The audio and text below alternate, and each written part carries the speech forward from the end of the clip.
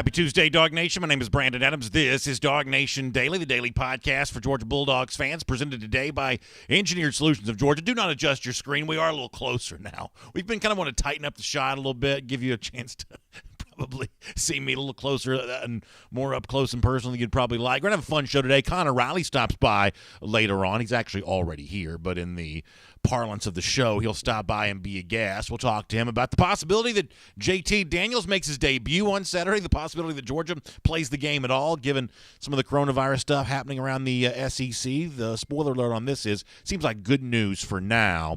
So we'll cover that. Big day tomorrow around Dog Nation as Smile Mondin gets ready to make his announcement. 5-star linebacker, that's always a big deal. We'll preview that before we're done today. So a lot going on. Great to have you with us. DawgNation Daily, the daily podcast for Georgia Bulldogs fans, presented by Engineered Solutions of Georgia, and it begins right now. Today's episode of DawgNation Daily is brought to you by Engineered Solutions of Georgia. Dial 678-ESOG now for a solution to your foundation and waterproofing problems. Presented by DawgNation.com. This is DawgNation Daily, the daily podcast for Georgia Bulldogs fans. Here's your host, Brandon Adams. So obviously there's a lot of excitement building about the return to Georgia on the field Saturday after a couple of weeks off, and also the return to Sanford Stadium for what seems like the first time in a long time. Georgia back between the hedges on Saturday, expected to play Mississippi State, and there is the possibility out there that the quarterback that could be making his UGA debut is quarterback JT Daniels. There's been some anticipation about this, even dating back to last week, going into the game against Missouri, that we might see Daniels. There is some more of that as you head towards Mississippi State on Saturday, even though Smart himself did not have a whole lot to say about this. The quote from Smart, and I'll read this to you straight from Mike Griffith's story at DawgNation.com, about what's going to happen at quarterback. Smart says the competition is going to continue throughout practice like it did last week. So you don't get a ton from Smart on this, but there are a lot of people, and if you go to the Dog Nation YouTube page, you can see the full video with both Smart and with Georgia offensive lineman Ben Cleveland. It was really what Cleveland said yesterday that seemed to kind of spice things up a little bit, whether it was an intentional preview or an accidental misspeak or whatever it is.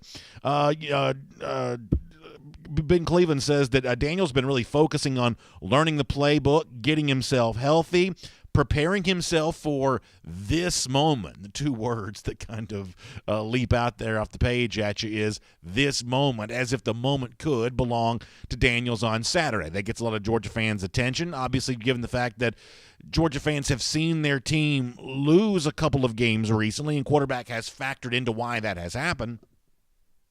It opens up for a lot of enthusiasm and excitement about the possibility of a quarterback change, even if quarterback hasn't been the lone reason that Georgia has not beaten Florida, has not beaten Alabama, maybe not as impressive as it could have been in other games like Kentucky. It is at least one of those things where you would say that the quarterback play for Georgia has been, up to this point, below the national championship standard. When you see the eye-popping numbers put up by guys like Kyle Trask and Mac Jones and everybody else, there's a desire to see Georgia kind of join that category of offense, and there's a thought that maybe JT Daniels might be able to do it. Maybe the moment he gets to show what he's all about, maybe it comes on Saturday against the Mississippi State Bulldogs. I did think it was interesting that in Mike Leach's press conference, the Mississippi State coach, in describing Daniels, called him statuesque. I'm not sure he meant that he was a statue incapable of moving, but it was kind of a weird thing for Leach to say there all the way around. But the thought here is that maybe Georgia fans who've been clamoring for a quarterback change, maybe they get that on Saturday. So with that in mind,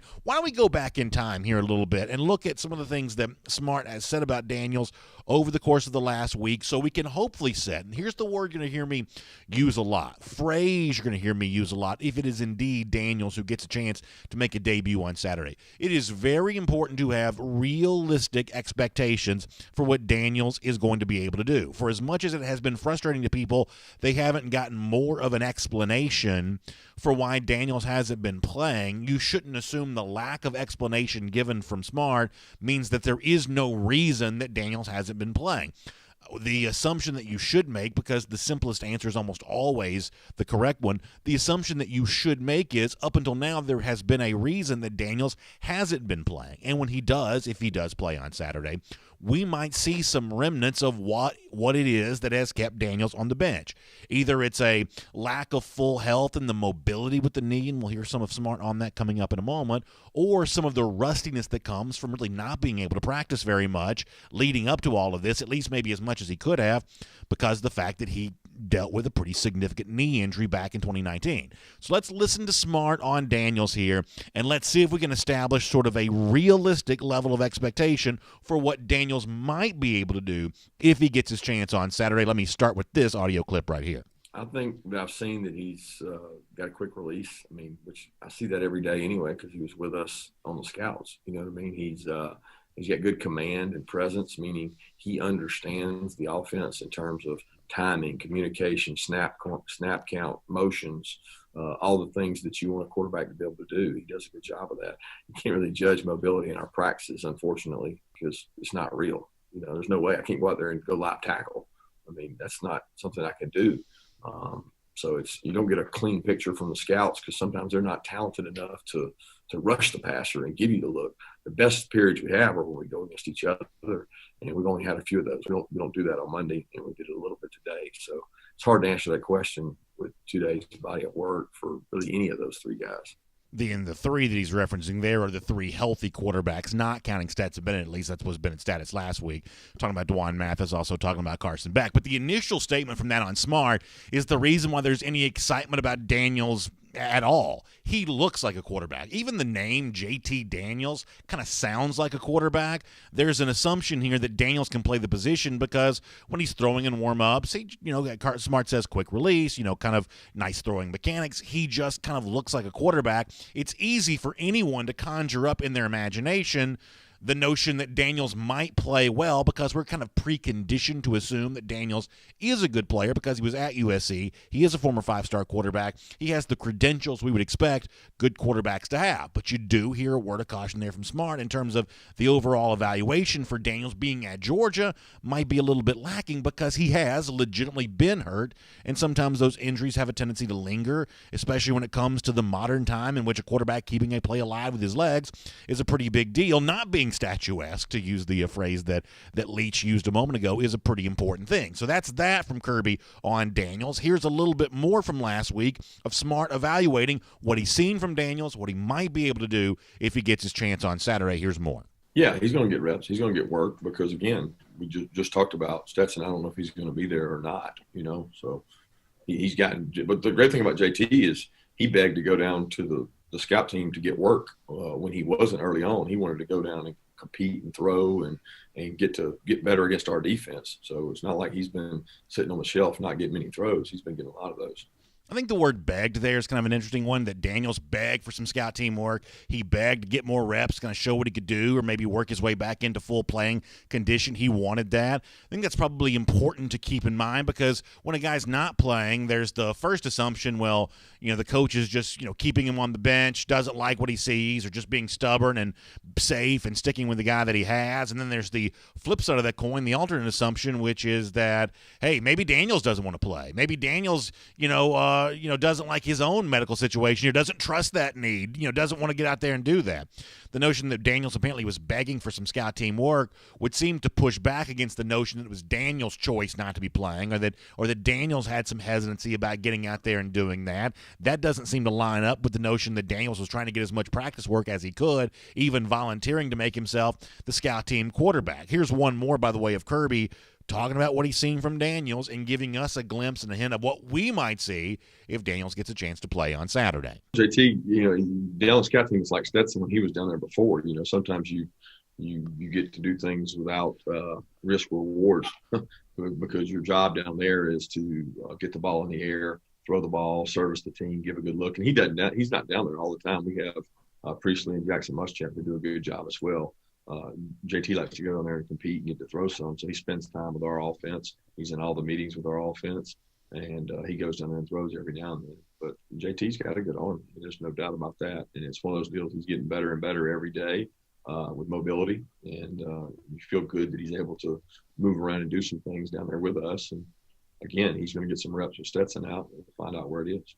So a good quarterback who has a good arm and whose mobility is getting better and better every single day, obviously dating back to that knee injury back in early 2019 there. So that's the full picture of kind of who Daniels is, and it ought to help us get what I hope are realistic expectations for what Daniels might be able to do on Saturday if he gets his chance. And it kind of reminds me a little bit of what we talked about on yesterday's show, where I said that Georgia can really set itself up in 2020 to have maybe some success in 2021. And I pointed out that Florida, on the heels of losing last year's game to Georgia, really pounded its following opponents, beat up on Vanderbilt really bad, easily won against Missouri, handled their in-state rival Florida State, kind of putting a pretty point differential together in all those games. And that momentum seemingly continued into the start of 2020, the 2020 season. And I think most of us would say that year over year, Florida is a wildly different team than they were last season.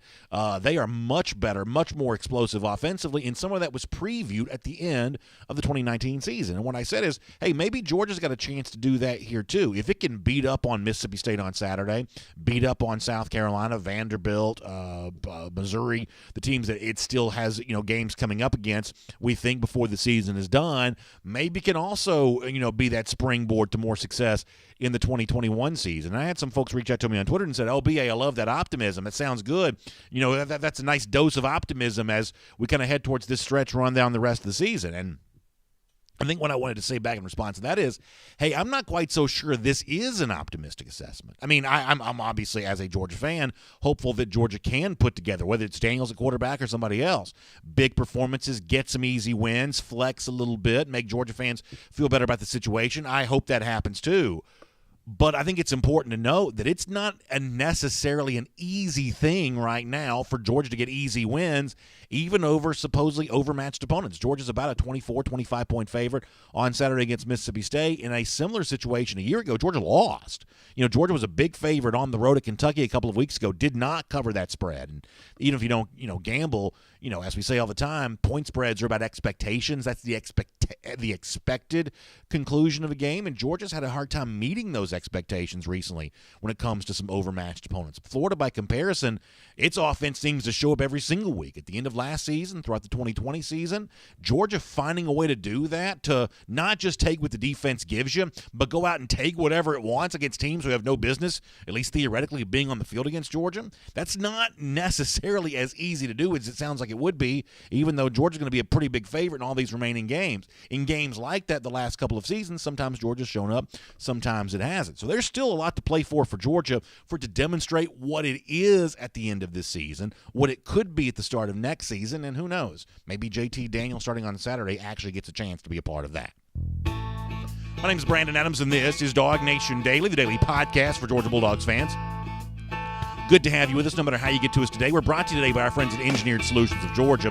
We're available on video, 10 a.m., Facebook, YouTube, Twitter. We're on the radio at noon on Athens Sports Radio 960 The Rev, and as a podcast, wherever you find them, including the world-famous DawgNation.com. Just really appreciate you being a part of everything we're doing here, and a big, big thanks to our friends at Engineered Solutions of Georgia for making it all possible. ESOG is a proud partner of UGA, which makes them fun to do business with. And if you're watching on video, you see the big staff there. They have all kinds of folks dedicated to your waterproofing issues, your foundation issues. They even have 2 full-time engineers on staff, because when it comes to these things, and let's face it, we've had a good bit of rain lately. You've seen some of that water creep in. That can be the sign of a problem.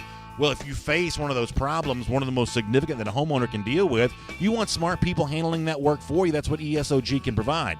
Engineered Solutions of Georgia has those 2 full-time engineers on staff. But listen, sometimes it's not that big of a deal. It's a simple fix. And if that be the case, then Engineered Solutions of Georgia will just tell you that. Go to the hardware store and get you whatever else that can kind of make the fix easier for you to do. Either way, no matter what the solution is, Engineered Solutions of Georgia is a solutions-based company for you. They're also easy to get in touch with. Very simple phone number to remember. Simply dial 678-ESOG now. That's right. Give them a call, 678-ESOG now. That'll put you in touch with my friends at Engineered Solutions of Georgia. It's great to have all of you with us here today. DawgNation Daily presented by ESOG. We'll get Connor Riley here in a moment. We'll talk more about the possibility that Daniels could make his debut on Saturday. That will be a lot of fun to discuss and what Georgia fans might see if it indeed does go down. Before that, though, let me go around the doghouse here today, delivered by our friends at Marco's Pizza. And I kind of briefly, I think, touched on this at the beginning of the show. It's not something to simply just gloss over. It's maybe a bigger deal than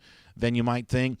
That for Georgia on Saturday, it's not just about returning back to Sanford Stadium for what seems like the first time in a year. I mean, it just seems like it's been forever since they played a home game, nor is it the possibility that you might see a new quarterback for the first time in a Georgia uniform this upcoming Saturday. It's also a little bit of a success at this stage of the season just to be playing a football game at all. We have, I think, about a half dozen or so cancellations already for the upcoming weekend. One of those is involved in the SEC. It's Ole Miss and Texas A&M. You know the Aggies want to be playing. They are at least a fringe playoff contender, and yet for the second consecutive week, Texas A&M is not going to be able to play football. So the fact that Georgia and Mississippi State seem to be on track to doing that right now is certainly a success story for the Georgia Bulldogs, but also a bit of a success story for the SEC as well, who's, you know, listen, there's always going to be naysayers that pop up and talk about whatever else.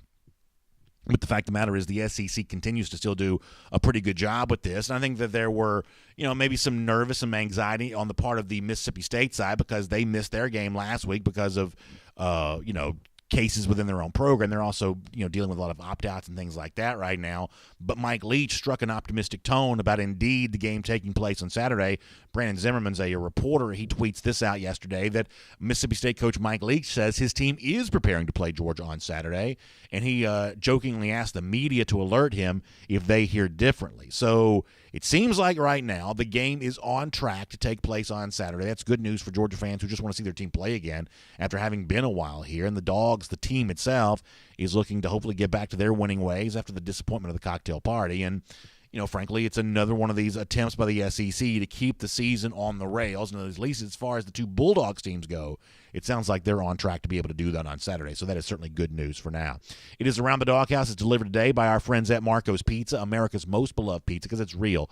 Authentic pizza made the Italian way. If you haven't tried it, you really need to. It tastes great. And the thing that my family loves is the fact that it's great savings. You can get a large specialty pizza right now for just $13.99. That's great. All the great toppings, the delicious flavor that the specialty pizzas have, whether it's the white cheesy or the meats or anything else, you can get that from Marco's Pizza right now, just $13.99. It's available for delivery or carry out. You can use the Marco's app or marcos.com to find a whole lot more out about that. All right, before we are done today, we'll take a little bit of a deep dive into five-star linebacker Smile Mondon, who will make his college decision tomorrow. We'll have live DawgNation coverage of that on Wednesday morning. Before we do that, though, and before we do anything else, let's also look more at Daniels, the situation in Athens right now as Georgia tries to get back to football on Saturday.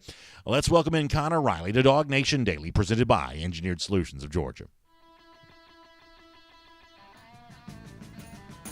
From Athens and across the SEC or wherever the recruiting trail may lead, here's a DawgNation.com insider. And we'll say hello to Connor Riley here, who is a part of everything that goes on in the week leading up to the game, including press conferences yesterday. I kind of jokingly referenced what Ben Cleveland had to say and others. Connor was a part of all that. In fact, a big reason why you get to watch all this kind of stuff on the DawgNation YouTube page, and you should check out all the interview content there at the DawgNation YouTube page. Become a YouTube subscriber for us here at DawgNation if you have not. Connor, a big part of all that. Connor, welcome in. I'm sure you were just like me, kind of holding your breath a little bit, but also maybe cautiously optimistic that we will see football in Athens on Saturday. First time between the hedges in quite some time, and the possibility of also maybe a fresh face at the quarterback position. A lot to be excited about for Saturday night if you're a UGA fan, I would say. Yeah, Kirby said this last week that Georgia really needed a game, and now even more so. They just absolutely need a game to go out there and play so we can actually talk about real football again. Yeah, so I want to do that, obviously, before we're done, kind of, what Georgia can, get done here. But how about the idea of Daniels playing on Saturday? Is it too easy to connect the dots of, maybe a slip of the tongue by Ben Cleveland, but also a little bit of a precursor last week with Smart saying, it's to be determined if a healthy Stetson Bennett could have played against Missouri, or would Smart be choosing to go in a different direction here? There's been online chatter that JT Daniels has been getting number one reps now for a few days. Is all of this a perfect storm that that obviously indicates that Daniels plays on Saturday, or is there a chance that we're misreading this, or at least some fans are misreading this? I wouldn't say it's a misread. I would say, and again, we're going to talk to Kirby Smart again tonight, the most interesting thing that I'm looking to hear or glean is what is the availability of Stetson Bennett, because I think if Bennett's not healthy and can't play because of the AC sprain in his shoulder, it makes it a lot easier to justify and play JT Daniels. And whether or not Bennett is healthy, I believe that Daniels should play. However, if Bennett is healthy and he is able to throw out practice, that makes it a tougher decision for Kirby Smart to make of say, hey, Stetson, I know you're healthy. I know I've said in the past you're the guy that I believe gives us the best chance to win, but we're going to go with JT Daniels. That's something that Kirby Smart in the past hasn't necessarily done, and I'll be interested to see if that's ends up being the case. I'm not sure if I know if it's because of injury or because of rustiness that formed due to an injury, but one way or another, I guess my expectations for Daniels are somewhat subdued. You know, the idea that he's going to play the way that Mac Jones has thus far this season or play the way that Kyle Trask has thus far this season, I don't think that my level of expectations is anywhere near that for JT Daniels. My guess is he plays, if he does play on Saturday, maybe a little better than Stetson Bennett has, and that's no, frankly, easy feat. You know, Bennett's had some nice moments in a Georgia uniform thus far, but the notion that Daniel's going to sort of step out there and be the prince that was promised on the field, I just don't think I have that level of expectation open in my mind right now. Am I being too conservative with that evaluation? Probably. I think with the way, and because you brought this up on our Cover 4 broadcast last week, if JT Daniels goes out and plays really well, that raises a few questions about, well, why weren't we seeing him earlier? But again, this is a guy who the knee is healthy. He is a guy who showed some promising things his freshman year at USC. We'll see where he feels at with the knee, and I don't have a statistical benchmark for him to go out and play. I do know the over-under for this game is quite low. Yeah. So I can tell you that Vegas is not necessarily expecting a ton of points out there from the Georgia side. Good point. So, you know, as far as expectations for Daniels, I just like to see him go out there, play well, make a few throws where, you know, it doesn't have to be better than what Stetson Bennett was against Auburn and Tennessee earlier in the year, in Arkansas as well. But you just want to see some signs of life, something that he can eventually grow into as he gets more starters reps. I'm trying not to be too cynical about this. I'm just trying not to be quite as cynical in general. I feel like I've at times been more cynical than I should be about some of this stuff. But I joked about this with our video audience yesterday. If Daniels plays on Saturday, plays the way that Bennett did in the second half against Arkansas, or the way that Bennett mostly did against Auburn and Tennessee, similar numbers, the average fan will treat Daniels' performance as better than Bennett's because they just assume that Daniels is better. Presentation matters in a restaurant. How nice the food looks on the plate makes people think the food tastes better. I think the presentation for Daniels is seemingly better. You know, he's got a cool sounding quarterback name. He's from California. He's got the 5-star thing going on. You know, the numbers that Bennett put up against Auburn, Tennessee were really pretty good. If Daniels puts up those same numbers, he'll get treated as having a successful game, even though he did it against an inferior opponent. Yeah, it's sort of like the same thing with the dummies who like to bring up Mark Richt's record through his first however many games at Georgia now and say, oh, well, Kirby Smart's just Mark Richt 2.0. The problem there was, relating it back to Stetson Bennett, Mark Richt started really well at Georgia. Stetson Bennett got off to a really good start as a starting quarterback this year. It's only when Bennett started playing badly and Richt started losing games that Georgia, quite frankly, shouldn't, did things sort of take a turn there. So if JT Daniels does go out there and he plays mistake-free football, i.e. he doesn't throw an interception, which was a big problem for both Stetson Bennett and Dwan Mathis this year when they've played, even that I think is a positive step for this offense. So I've been making the case the last couple of days that I don't think these are meaningless games for Georgia, even though the opponents, in really every case, seems virtually overmatched. I think that if Georgia can do what Florida did in the last season, you know, Florida the week after losing to Georgia goes out and beat Vanderbilt 56-0 and never really looked back, and they really haven't been playing close games very much since then. Now, they did lose to Texas A&M, but losing on the road A&M this year is probably nothing to apologize for. But for the most part, they're blowing doors off teams right now, exceeding expectations at home, on the road, everything else.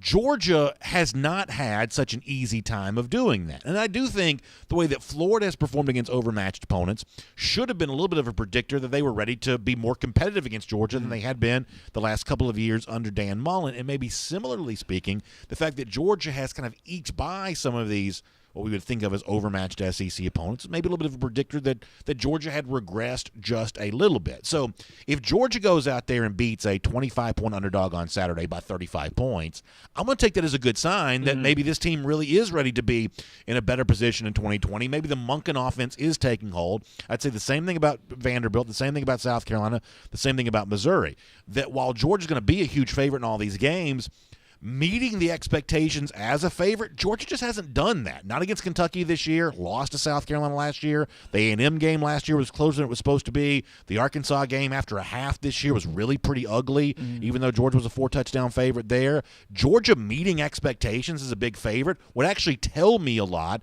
as we head towards the end of the season. Do you agree with that? Right. The big thing, Georgia didn't have an offseason this year. They didn't have spring practice. It was sort of a weirder thing, and when you were breaking in a new offense like Georgia was, you can see why it would take some time to get things going. So these next 4 games are going to be more reps for them, a chance to sort of iron out what they want to be going forward into 2021, because as I've said before, I think this is about 2021 now in terms of getting this team the most reps possible to sort of help them set up themselves up for that year. And as you've rightly pointed out with Florida a bunch, them winning out after losing to Georgia last year, going to the Orange Bowl, which admittedly it's not the Sugar Bowl, it's not a college football playoff game, and they were playing Virginia, but going to that game, winning that game, I think Georgia has a similar something. It can do something similar if it goes to the Peach Bowl and plays even, say, a Cincinnati. While that might not excite a lot of fans, that is sort of something as we've seen with Florida this year, and even Alabama last year. They're playing in the Capital One Bowl. They go out and beat Michigan with Mac Jones. That I think greatly helped him and helped his confidence, and you sort of seen him blossom into what he is now. Yeah, the Florida program changed, and while we were wrong about the outcome of this year's cocktail party, we were right about this. We pointed it out. They went from the end of the 2018 season getting beaten up by Missouri, playing way too close of a game against teams like Kentucky and Miami at the start of last year, to suddenly they kind of shook all of that off, and they just started playing with a lot more confidence. It really puts a spotlight on Todd Monken of, as you said, there's no spring practice, there's no traditional offseason. You've had to learn on the fly, and maybe now you're going to do that with a different quarterback, and that's another kind of a little bit of spice to put into the pot. But one way or another, can all of a sudden Georgia kind of shake off just some of the doldrums? Because I said this yesterday too. You look at the 3 SEC games this past weekend.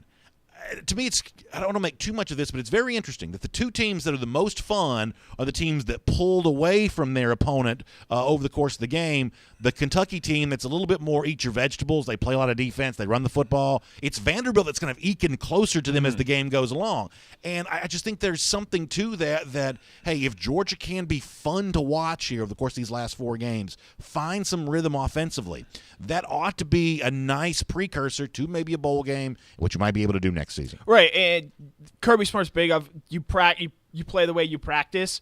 These games, while yes, they're not against Alabama or Florida's of the world, you want to start to see them play, make those explosive plays, be sort of that fun offense so that they can have more confidence that they're going to be able to do that against the Alabamas and the Floridas of the world. You can't sort of turn it on and off like it's a switch and decide, hey, we're just going to win 21-3 this week and call it a day. All right, let me move on to this. There's already a cancellation in the SEC this weekend. A&M, who desperately wants to play. They want to show that they are worthy of being in that playoff competition, but now for the second consecutive week, they're not going to be able to play. Thus far, that's the only cancellation in the SEC, and for all I know, it will be the only postponement in the league here this week. Are you concerned about this at all? I mean, I love what the Pac-12 did on 48 hours' notice, putting 2 teams on a field together on a Sunday. I didn't watch the game, but I don't even think I had the game. But I'm just happy to know that a lot of these conferences are willing to be as nimble as they possibly can be. The SEC has shown some willingness to be a little more unorthodox than a league like this has probably been in the past, and maybe some of the coaches are even comfortable being right now. But, I mean, I'm still giving the SEC an overwhelmingly high grade for how it's handled this season, and I think up to this point in time, it's really been a success, and I think it finishes that way. Are you concerned that we're veering in the other direction in terms of getting games on the field right now? I mean, I think you look at how COVID is spiking across the country, and you kind of naturally have to be. However, to your point, the SEC and everyone in college football knew what they were getting themselves into this year. They knew it wasn't going to be easy. They knew that there were going to be obstacles. They knew that there were going to be problems. And the SEC, these teams, what they are showing, I believe, that they're capable of doing is, okay, we have one problem. Let's solve it. Another problem arrives. let's solve that. You keep solving problems until you get to the end of the season and complete the season in the manner in which it is. If that means only some teams in the SEC play 9 games, I think ultimately the league be okay with that, because I believe that's what they always wanted anyway. And while some teams might get to 8, you see yesterday Miami has to move their next 2 games because of COVID outbreaks. Again, we all knew this was going to be a difficult thing to pull off, and we're certainly seeing that right now as cases continue to climb and get worse and worse in this country. But I also have confidence that these leagues are fully committed to solving and figure things out. You look at Wisconsin, for example.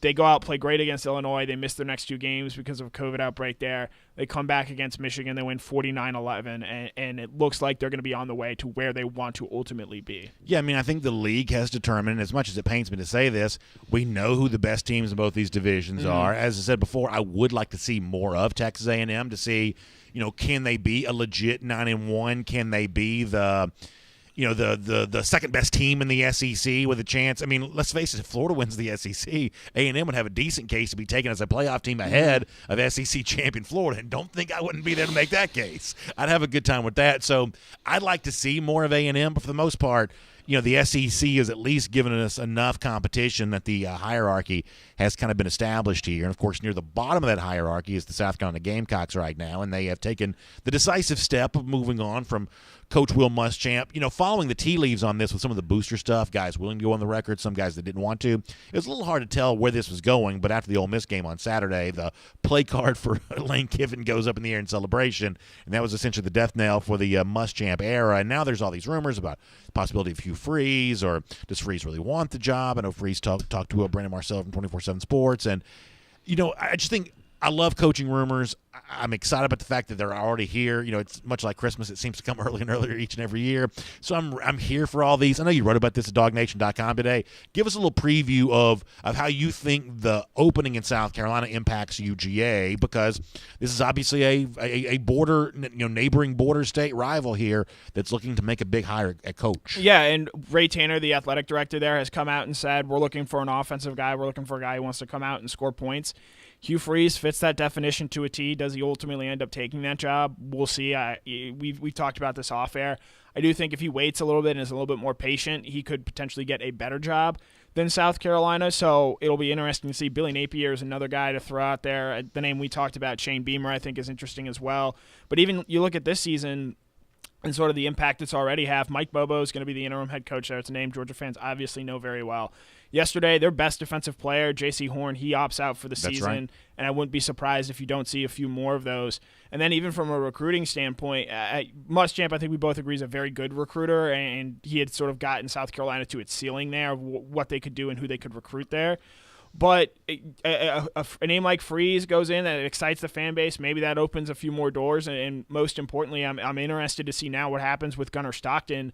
Does he stay committed to South Carolina now that there's some change there? Does Georgia re-up its efforts to recruit him? How does that impact Brock Vandagriff, the 2021 Georgia quarterback commitment? What does that say about how they feel about him? I think there's a lot of interesting tentacles that come off of this decision that I absolutely believe affect the future of the Georgia program. So let me run through a lot of this here in a couple of minutes worth of time. If Bobo is not there, hard to imagine that Stockton would feel any connection to South Carolina whatsoever, right? Yeah. But so much of that was like a family connection. So the next coach, does he retain Bobo as an offensive coordinator? And you really have a hard time doing better. I would just say one other thing there. Connor Shaw has been elevated to an on-field coach. Now he is the quarterback's coach there. Connor Shaw's brother, Jabo Shaw, is Stockton's head coach at Rayburn County High School. Yeah, so I should say that's a very good addendum to this, that if Connor Shaw remains employed at South Carolina, there's every reason to believe that he would be, just given the fact that he has such deep ties to South Carolina. That would be a family connection to Stockton that's maybe worth following there. But there's also this, and I'll totally admit I'm a creature of the moment in this particular aspect right now. If I saw flashes from Vandagriff next season that made me think that he was a big-time player, I mean, as a freshman on the Georgia campus, whether he's starting or just playing spot duty, whatever else, I'd be tempted to shake Gunnar Stockton's hand and say, I wish you well wherever you choose to go. I'm probably going to wait until 2023 to go after a big-time quarterback. And that's not what I've typically said before. And that's all on the basis of the fact that I think that Georgia's had too much quarterback drama and too many quarterbacks that kind of came through here and maybe never quite found a home, and instead of developing a quarterback, Georgia chose to compete quarterbacks, and that competition didn't necessarily produce the best player in every single instance. I will admit that there's a chance that I regret saying this in the future, but I'm being as honest as I know how to be right now. If I saw flashes from Vandegrift as a college player that made me think I like him, I'd be tempted to shake Gunnar Stockton's hand and wish him well going somewhere else. Yeah, the biggest thing for me with Vandegrift is Kirby Smart hasn't really gone out and said, quarterback X, you're a guy. You look at Ohio State, they absolutely did that with Justin Fields. You look at Clemson with Trevor Lawrence, they did that there with him, even though they had Kelly Bryant at the time. You look at some of these elite teams, even I think this year with Alabama, Mac Jones, well, yeah, they brought in Bryce Young as a 5-star quarterback. There's been no rumblings of him unseating Mac Jones there. Kyle Trask sort of similarly this past year, even though they do weirdly still play Emory Jones from time to time. Yeah. These elite offenses have a belief in these quarterbacks that say, hey, you're a guy. At some point, maybe they won a competition, but I believe that belief in them, it has not really been there at Georgia, and I'll be really, again, like you sort of just laid out, really interested to see what and how they recruit Stockton, how that impacts and what that means for Brock Vandegrift. Because a lot of people saw that Stockton versus Vandegrift game at the beginning of the season, and I think they took Rabun County being better than Prince Avenue to mean that Stockton's also better than Vandegrift, and I'm not quite so sure I feel that way. No, yeah, watching that game that night, Stockton clearly had the better supporting cast around him, but I would also point out that Vandegrift had led a comeback to make it 31-31 in the fourth quarter there. So I think both of those quarterbacks are very good, and I'm excited to see what Vandegrift does at Georgia next year. But, again, what Stockton does to me is now perhaps maybe the most fascinating 22 recruiting question for Georgia going forward. All right, very quickly, I'm going to try to squeeze this in about 2 minutes worth of time. Do you really think that Hugh Freeze can do better than South Carolina? Because I'm not quite so sure that – I mean, let's say that Tom Herman was out at Texas or Jim Harbaugh was out at Michigan. It's not like Freeze is going to get one of those jobs, I don't think.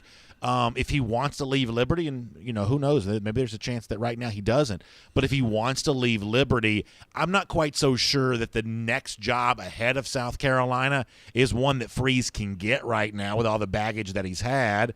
But I think that South Carolina would be a fool to turn him down if he wants to come there. Yeah, South Carolina should absolutely want to and try to get him.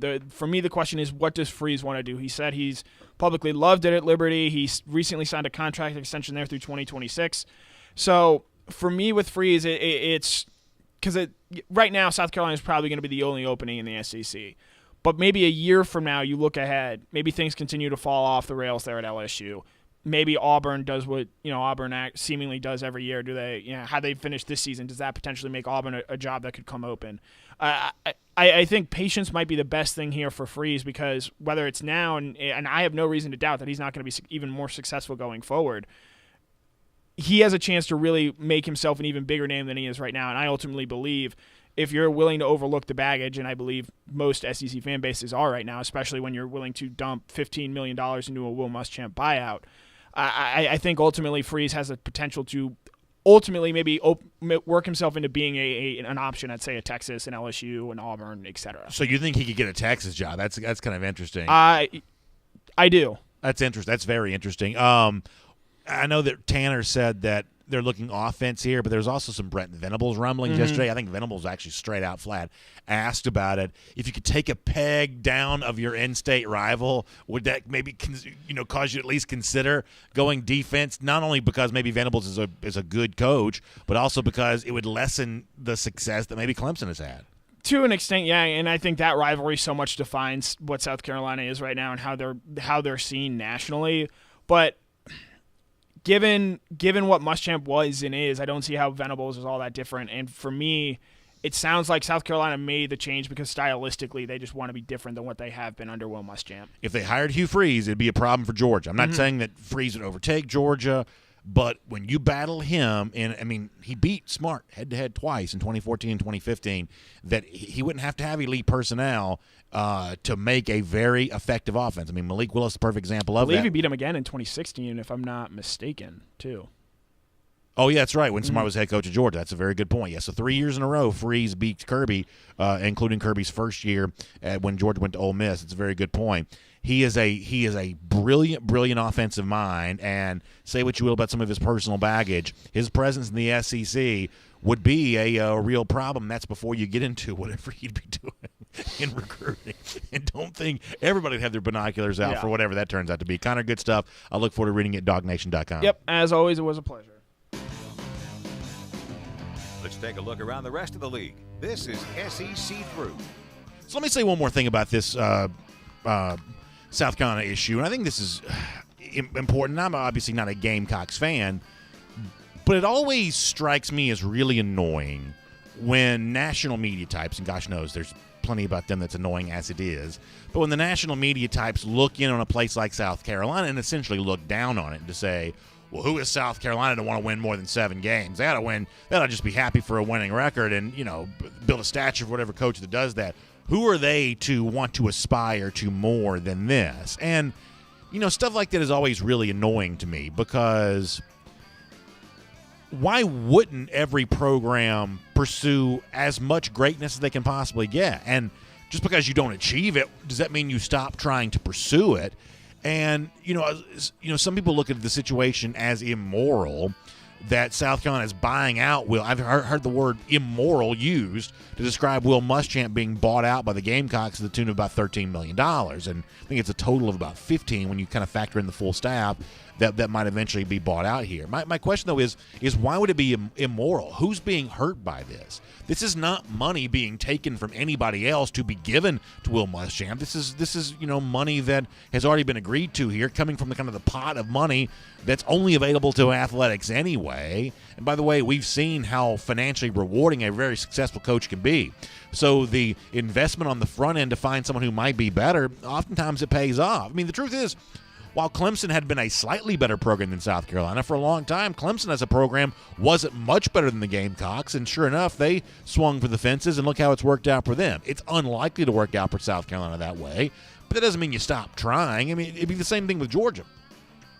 I mean, we all know how long it's been since Georgia won a national championship, and so in comparison to the programs who have won them more frequently or won them more recently, it'd be very easy for national media type to look in on the Georgia situation and say, who are you to aspire to more than this? This is what you've been for decades and decades and decades. But that's obviously loser talk, loser think, and while I'm not a South Carolina fan and frankly not very optimistic about South Carolina ever being much better as a program than what they have been, I don't fault them for trying to be better. I really don't, and I think that's only fair. They get the chance to pursue whatever coach they want to with whatever financial means they have available. By the way, speaking of finances, let's see if we can make you a little money here with our MyBookie best bets heading towards the upcoming week. And assuming we keep all these games on track to take place, and that's obviously a big assumption these days, we actually have a pretty full slate of both SEC games and, for the first time in a while, top 25 games around college football from a couple of different conferences. So let's roll through all of these right now, including Georgia-Mississippi State, as I said before.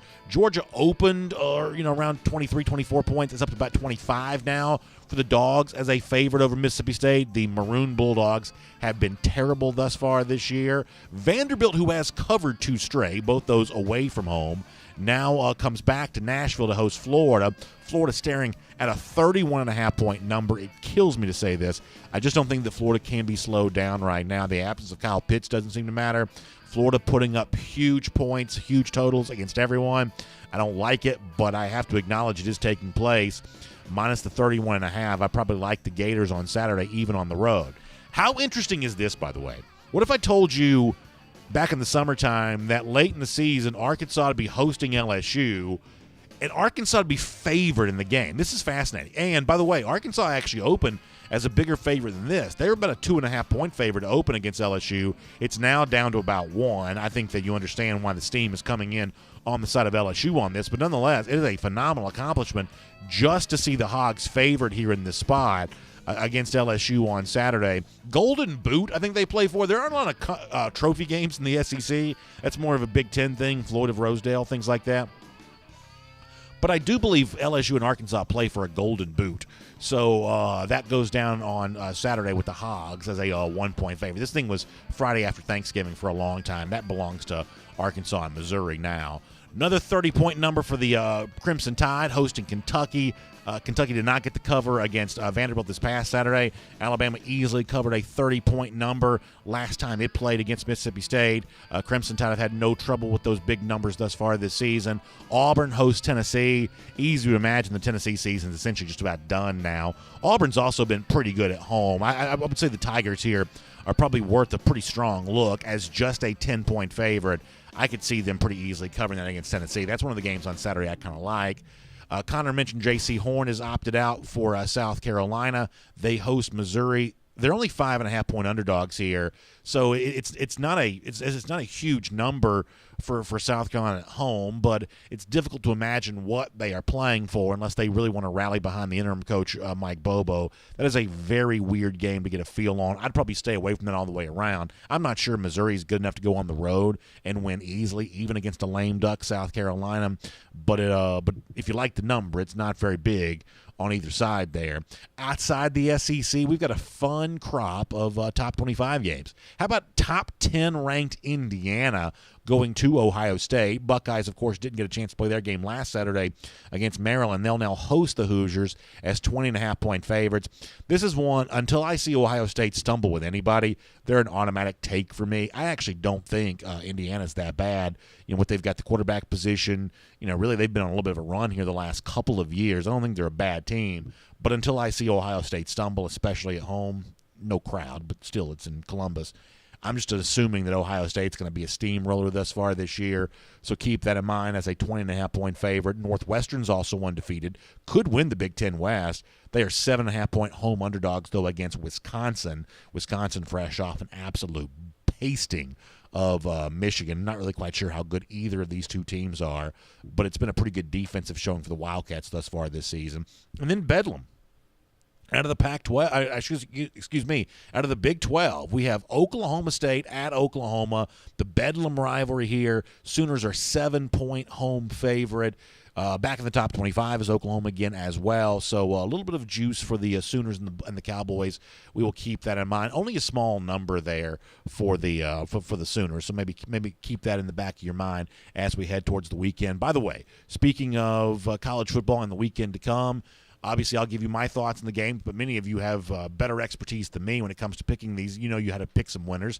If you can make some money on that with my friends at MyBookie. You can make even money before you win your first bet. Before you even place your first bet, you can also be a winner because MyBookie is going to give you a big deposit bonus up to 50%. That means you put $200 in your account, MyBookie is going to give you an extra $100. You've already got more money than you started with, and you haven't even placed or won your first bet. But you got to use the promo code DawgNation. Take advantage. That's all one word, DAWG. Use the promo code DawgNation, and you can take big advantage of the big first deposit bonus. Then after that, you play, you win, you get paid with my friends from MyBookie. All right, here on DawgNation Daily, presented by Engineered Solutions of Georgia, let's turn our attention back to UGA here for a moment, and let's focus in on the recruiting event that's going to take place tomorrow. Now, I'm really excited about this. DawgNation is going to have live coverage early on Wednesday morning. I think it's about 8:30 in the morning expected to go down. We'll be on the air before that. 5-star linebacker Smile Mondon is ready to make his college decision. Now, Mondon a couple of weeks ago put out the list of finalists here.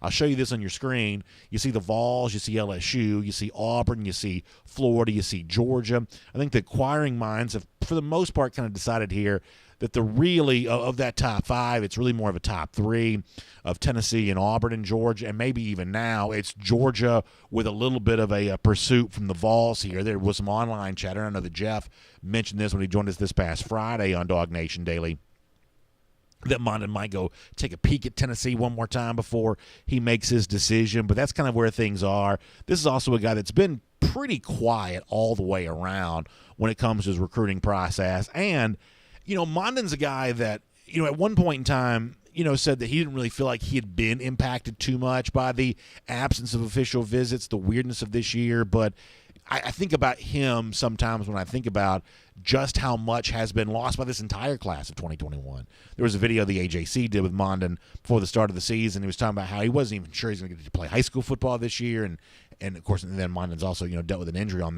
top of that as well. But just in the non-traditional sense, all the coronavirus stuff and everything that's kind of gone on here, it's just really a shame that these guys are not getting the normal college experience, the normal the normal chance kind of really take their visits, evaluate what each school brings to the table.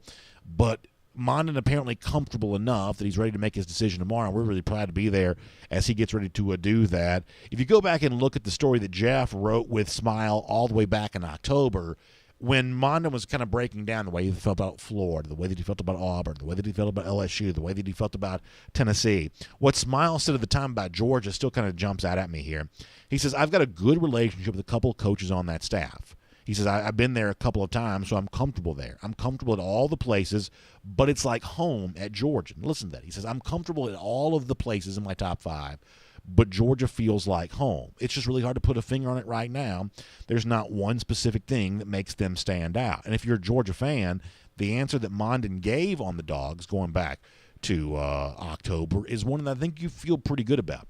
You love the idea of Georgia being able to sell itself as a home destination. Hey, this is the place you come and you feel comfortable here. You can't quite put your finger on it, much the same way that you don't know what makes your grandmother's house feel comfortable and feel at home, or your parents' house feel that way when you go back there. But home is just home. And so apparently Smile Mondin feels that way about the Dogs, and that could be potentially a sign of good news heading towards tomorrow.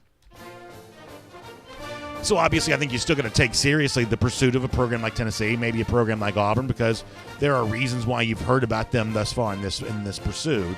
But the notion that Mondin views Georgia as a place that could feel like home to him, I think that's pretty good. And in a year like this, when all recruiting is made so different, the presence of elite prospects in your home state, that's a pretty valuable thing to have as a part of your repertoire there. So Georgia looks to get back on track with a big recruiting win tomorrow with 5-star linebacker Smile Mondin. I'm very curious to see how it plays out.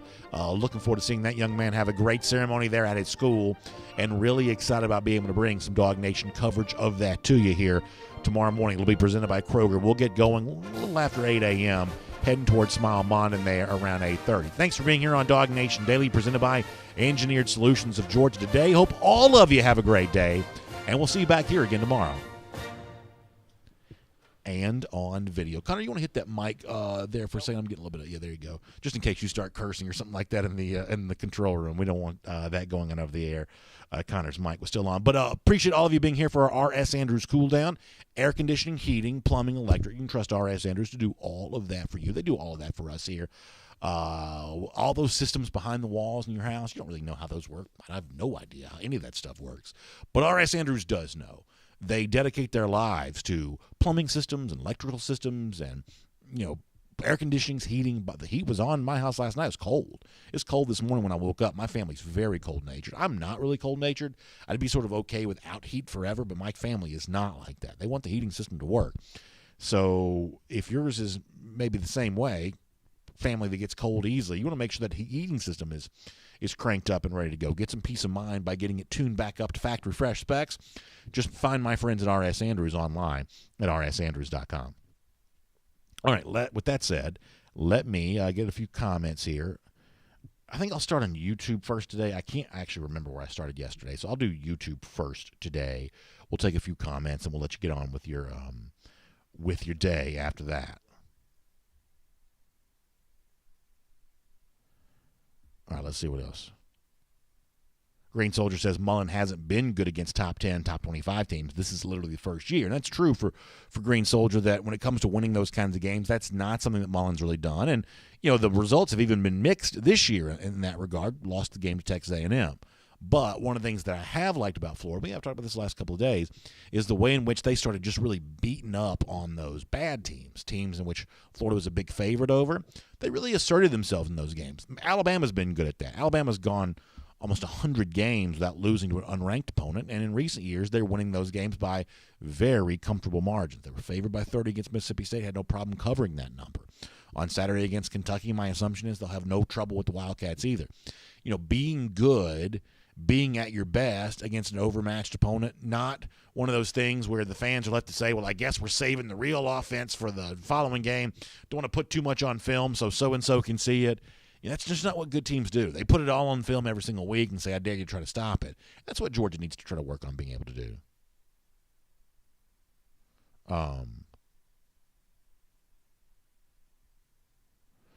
This is a good question. Michael Del Monte says, real question. If you could have one coach, either Dan Mullen or Kirby Smart, for the next 10 years, who would you take? This goes back to what I said after the Georgia-Florida game, that the narrative around one of those two coaches would take a real big bruising. If Mullen couldn't have the veteran offense, his supposed brilliance at play calling, if that didn't work for Florida this year, then you would be left to conclude, well, when will it ever work? It would have been a lot more fatalistic for Florida had they lost this season. Whereas for Georgia, the reputation of Smart that takes a bruising is the idea that as long as he has better players than Mullen, he'll always have the edge in the series. That's the reputation that ends up getting tarnished based on what happened in that game a couple of Saturdays ago, but it's not anywhere near as fatalistic. It's not viewed as final. In other words, it is now possible that Dan Mullen can beat Kirby Smart. Mullen proved that this year. But it doesn't mean that it's likely that's going to keep occurring year over year. I'll still take the coach, at least for now anyway. And unfortunately, results in future years may render this point, meaningless. But for now, I still will take the coach who's capable of acquiring the better talent, capable of building a program that's good at more than just one thing, because for the most part, Florida is kind of only, great on the offensive side. They have just enough defense. Smart, maybe putting high-quality offensive coach in place, finds a quarterback, the entirety of the program feels different. So the loss for Kirby against Mullen is not enough for me to say that Mullen is a better coach than Kirby Smart. But it does put pressure on Smart in future years to win that game so that he can maintain his status as one of the top flight coaches in college football. You think about the lists of the best coaches in the sport. They come out every summer. Smart had been really climbing those lists. He was kind of top 5, top 6, top 7, top 8 in most of those lists the last couple of years. He probably tumbles a couple pegs on that here this year. GB2 says, do you think there's any way for Florida to win the national championship this year? He says, I don't. That would be bad for UGA. Yeah, it would not be good, but it is a possibility. I mean, do I think that Florida could win the SEC championship against Alabama, and then after that anything is possible? I do. I do. And this is one of those years where you may say, okay, we know that there are a handful of teams, probably Ohio State, probably Alabama, probably Clemson, that are better than most, but there's not any one team that seems impossible to beat, the way that maybe LSU might have last year. I mean, Alabama's really good, but I don't view them as impossible to beat. I mean, for as many flaws as Georgia has, Georgia was winning the game on the road at halftime. That's not a bulletproof team right now. So could Florida win that game, and then could Florida beat an Ohio State or a Clemson? I think they probably could. Now I don't necessarily know they will, but I don't know that Florida's a huge underdog, of a double-digit variety against a Clemson or an Ohio State right now. My assumption is probably around a touchdown or so. Those are games that would very much be winnable for Florida. And, yeah, you better believe I don't want it to happen. And I jokingly said if Florida wins the SEC, then I'm just going to argue for Texas A&M to make the playoff because A&M beat Florida head-to-head. But the gap between Alabama and Florida, at least in my mind, seemingly right now, is a little closer than I would prefer it to be. And I hope you guys appreciate the honesty on that. DogFan3, happy birthday. Hope you enjoy it. Thanks for sharing some of that birthday with us here today. Grundy says, then you got blown out in the second half and shut out. Yeah, I'm not making a point about the greatness of Georgia. I'm making a point about the vulnerability of Alabama. But, Groom, we always appreciate you checking in. Jacob Thompson says he thinks based on the defenses that are out there for some of these other teams, it could be, playing out for Florida to make a run. I mean, that offense is legitimately tough to stop right now. And, the one thing that you would think might matter eventually is the fact that, LSU had Clyde Edwards-Helaire. Alabama's got Najee Harris. We're really Clemson has Travis Etienne, the running back to go along with the high-powered passing attack. The two teams that don't really seem to have that right now are Ohio State and Florida. Ohio State's got Master Teague and Sermon, the transfer from Oklahoma, but not the great running back. Thus far, that really hasn't mattered very much. They're more than happy to use Justin Fields as the primary facet of their running game. For Florida, it's kind of much the same way. Now, the Florida running backs gave Georgia fits. We all know that. But in comparison to an Edwards-Helaire or a Najee Harris or a Travis Etienne, That's not what Dameon Pierce really is. Davis, the other, that's not what he really is. Right. These are okay backs, but not great backs. At least in my mind, they're not. So you almost wonder if the absence of a great running back is going to catch up to Florida at some point in time. Will the presence of a Harris for Alabama make that offense more potent in a way that Florida's not? Because, Alabama can maybe limit Florida, make them more one-dimensional, taking something away. Alabama's great at taking away Kearis Jackson, as a for instance. So you wonder if the presence of a guy like Harris is the X factor that would give Alabama the decisive edge in that game in an SEC championship. It's a pretty interesting game to watch. And, listen, I don't like saying these things about Florida, but it's a pretty interesting game. The other thing that really jumped out at me about Florida on Saturday, and I promise this is the last good thing I'm going to say about them, is, when you see Justin Shorter doing some of the things for Florida he's doing on Saturday, you wonder, well, how could this guy have ever not been a factor at a place like Penn State? He's 6'5", he's beefy, he seems to run well. I mean, at one point in time, it's like, is this just a new Kyle Pitts? I mean, Shorter, more of a traditional wide receiver, but, I mean, it's just like, how could this guy have ever not been a major factor at a big-time school like Penn State, but given some of the stuff that he was doing on Saturday for Florida? So, yeah, I'd be very, very happy to have some of this end up not being true. Let me go over to Facebook for a moment. We'll come back to YouTube here in just a little bit. All right. Pardon the pause.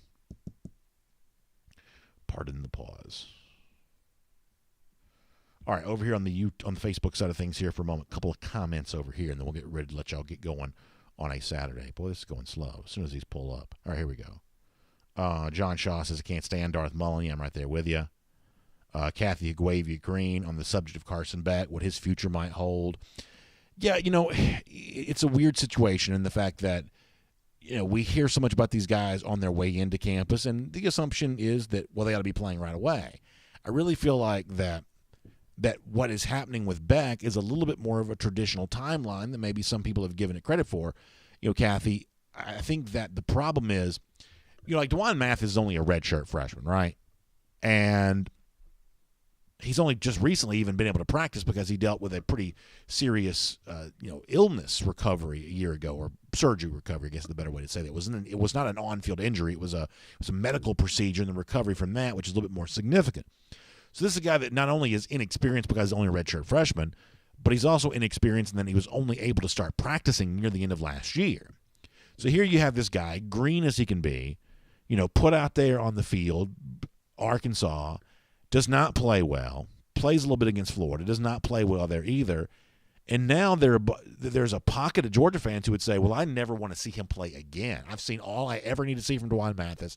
I now know for now and forever, DeJuan Mathis isn't a good quarterback. Now, that's insane. It's insane to think that guys don't have a chance to get better. You think Kyle Trask was as good 3 years ago as he is now? I don't think there's any way that's true. Same thing for Mac Jones. Look at Felipe Franks. The stuff that he's doing at Arkansas, we know what he was doing at Florida. It was nowhere near as good. He was also younger. He's more experienced now. He's just more mature. That gives him a chance to get better. So the point I'm making here is the door swings both ways. It's like there's a rush to get Carson Beck on the field, and there was a rush to get DeJuan Mathis in the field. But then when we get these guys in the field, and it goes about the way that you expect it to go for a guy who's never played before, now all of a sudden there's a rush to push them aside to bring somebody else in. I think the entire process for all these quarterbacks is just way too accelerated. You may occasionally have a Justin Fields or a Trevor Lawrence or somebody that's just good right away. There are, elite prospects among elite prospects who are just capable of amazing things. But for the most part, there is a level of patience that's required. And the chances of DeJuan Mathis a couple of years from now playing better football than he played this year are actually pretty high. Not saying he's ever going to win a Heisman Trophy or a national championship or anything like that, but being capable of starting for an SEC team a couple of years from now, the chances of Mathis being able to do that, might be pretty good. Beck's chances in a couple of years of being able to do that might also be pretty good. But the overwhelming likelihood is if these guys find success, it's going to be a couple of years from now. It's not going to be right away. Matt Rugavina says if there's any defense to help get a quarterback ready to play, it's Mississippi State. hopefully it helps whoever that we start this weekend to get into a rhythm. It's a good point. The Bulldogs' defense not particularly good. I think that's true. I also thought it was kind of interesting. Conversely on that, and I know the Mississippi State's offense has been pretty terrible here as of late, but I think what a lot of people said near the beginning of the season is what got LSU in trouble against Mississippi State in the one game the Bulldogs did look good in this year was that dedication to man coverage by LSU, and Mississippi State was able to exploit that in future games against the Mark Stoops defense, against a Barry Odom defense, against some of the other teams that Mississippi State played in following weeks. Those teams were a lot more willing to go zone, and it's just a lot harder for Mississippi State, the Mike Leach air raid offense, to function within those defensive parameters. It sounds like, based on some of what Kirby said yesterday, that they're still looking to kind of play some of that man-to-man style. That would be a little different than what some of the teams have done to defend Mississippi State this year, at least my understanding anyway. Randy Hall, looking forward to getting Smile Mondin tomorrow. Me too. Should be fun. Kadarian Jones said JT Daniels better do something on Saturday after all the hype. Yeah, Kadarian, I'm going to try to do my part to kind of help keep it dialed down as much as I possibly can. I don't want it to get out of hand. I think that's unfair to Daniels, because what ends up happening is, no one ever goes back and says, well, I guess I was wrong to hype Daniels. No one ever does that. What they do then is if Daniels somehow doesn't achieve the level of hype that they gave to him, they look for someone else to blame as for why Daniels wasn't, the golden child. And that's what we just try to avoid all the way around here. We don't play favorites. We, as a show for fans, we hope they all do well. But the problem with Runaway Train of hype is it's not a victimless crime. Eventually you have to blame someone else if your aggressive hype ends up not being true, because no one ever backtracks and says, well, I guess I just shot my mouth off without the facts to do that. That's not the way that it goes, typically speaking, and we try to avoid that. Good to see Philip Jordan Wells in the comment section today. Brian K. Whitehead says, are we sure that Daniels is starting? No. To be very clear here, we are not sure of that. If I had to guess, my guess would probably be that he will. But, yeah, there's been no indication from inside the Georgia program that's what's going to happen. This is all based on speculation right now. And hopefully the language we use on the show is, assuming that he does play, possibility that he could, not anything definitive as of yet.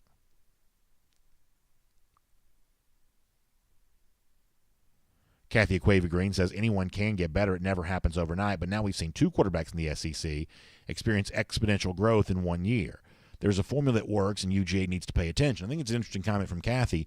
The one thing I might push back on, though, is the idea that the Trask growth is exponential, that the Mac Jones growth is exponential. I would argue, Kathy, and maybe you don't agree with this, but this is my argument, that it only seems exponential to us because we haven't been seeing what's been going on behind closed doors over the course of the last couple of years. Jones acted as an understudy at Alabama, for instance, behind Tua Tagovailoa. He got to watch an offense that worked, and he got to envision himself being a part of that, and he got some playing time, a little here, a little there, including a decent amount at the end of last season once Tagovailoa was injured enough that his Alabama career kind of came to a premature end. So it seems exponential to us because we didn't see every snap that Jones ever took, and certainly we weren't a part of those Alabama practices, but it was probably more incremental growth over the course of the last couple of years than it maybe appears to our own eyes. I'd say the same thing for Trask as well. And maybe, by the way, the same thing is true for Joe Burrow, although the exponential growth for Burrow may have a lot to do with just playing in a superior system with the one that Joe Brady was using for the Tigers last year.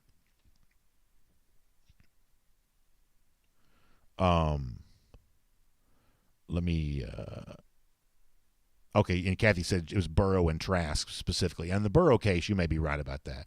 Maybe the Trask case, you are there as well. But I wonder if some of that wasn't a little more incremental.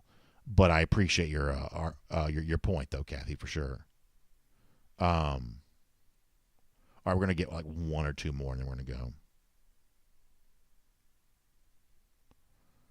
Green Soldier says, not sold on Trask being elite just yet. Yeah, I would probably agree with that. For instance, would I want my NFL team to draft Kyle Trask? I'm not quite sure that I would. I'm also maybe just a hater. I mean, there's a chance I'm just, flat out, a hater on that. But I have a hard time envisioning Trask being well received by some NFL team that potentially drafts him. There were a couple of moments against Georgia where I thought Georgia actually did have a little bit of a pass rush. Trask stepped into it, seemed unaffected by it, made a big play, and I was like, well, that's a little better from him than I would have expected to see in a moment like that. So he's clearly an improved player, but I don't know that I would think about him in the same category of some of these other quarterbacks. I mean, certainly he's not in that same vein of a Fields or a Lawrence for me, or probably even the kid from BYU, who I would say is probably, in my mind, a little bit more of an NFL-type quarterback than even the Trask may be. But there's also a chance I'm just a hater. Brock Jones says that Florida lost a bunch of receivers last year, and look how well developed some of the new guys are. Yeah, you got to give them credit. It's a system that's really working, and there's not as much. There's some experience at receiver, but not as much. That's probably true. Drew Odom, brings up a Chase Daniels, a guy that was a very good college player, but not quite the NFL guy. Although I think he ended up making about $100 million as a backup. So he certainly got paid by NFL teams. But yeah, I know what you mean about not quite being that, that wow factor quarterback for the next level. All right, one more on Facebook and then we're gone. Joel Moody. We'll finish with this. This is good from Joel. Says, Dear Santa, we need accuracy on the deep ball. That's right. That's about that. If Georgia had its Christmas wish list out, accuracy on the deep ball, a little more explosive throws like that might be the number one thing that Georgia fans would love to see under their tree as we head towards this holiday season. So we'll close it out that way for today. Thanks to all of you for being here on our R.S. Andrews Cool Down today. Big thanks to Dari and the whole team over there for making this part of the show possible. By the way, make sure you check them out online, rsandrews.com. You're watching a bunch of sports this weekend. The last thing you want is for your water heater to go out, something like that, because your experience of sitting on the couch and just taking all that in becomes a lot more difficult to do. But with R.S. Andrews, they can replace it for you in many cases the same day. So be the hero in your life, in your household, by just simply dialing up RS Andrews, rsandrews.com. Get whatever's broken, get it fixed. That way you can get back to doing what you're made to do, which is watch sports on the weekend. So big thanks to RS Andrews for making all this possible. Also, make sure you check out the AJC. Atlanta News Now at ajc.com. Ongoing politics stuff. I know there's the upcoming community conversation, looking at what's still left to be done with the recount in Georgia, but also the 2 Senate elections that are coming up. There is a lot of that out there right now, and so you can get all of your Atlanta News Now at ajc.com. All of your Atlanta News Now at ajc.com. Community conversation on politics. Also, a little bit of a new development in the recount. You can find out more about that. And NBA draft. That's tomorrow night. Is that right? Hawks holding the number 6 pick. Probably not that excited about anybody that's potentially available at 6, but Atlanta does hold that number 6 pick. Also, there's a little bit of development on Drew Brees, his injury situation, Falcons, Saints coming up this upcoming week as well. So a bunch of stuff online, Atlanta News Now at ajc.com. Thank you for being here on DawgNation Daily, presented by Engineered Solutions of Georgia. You have a great day. We'll look forward to seeing you back here tomorrow. We'll talk to you then, everybody.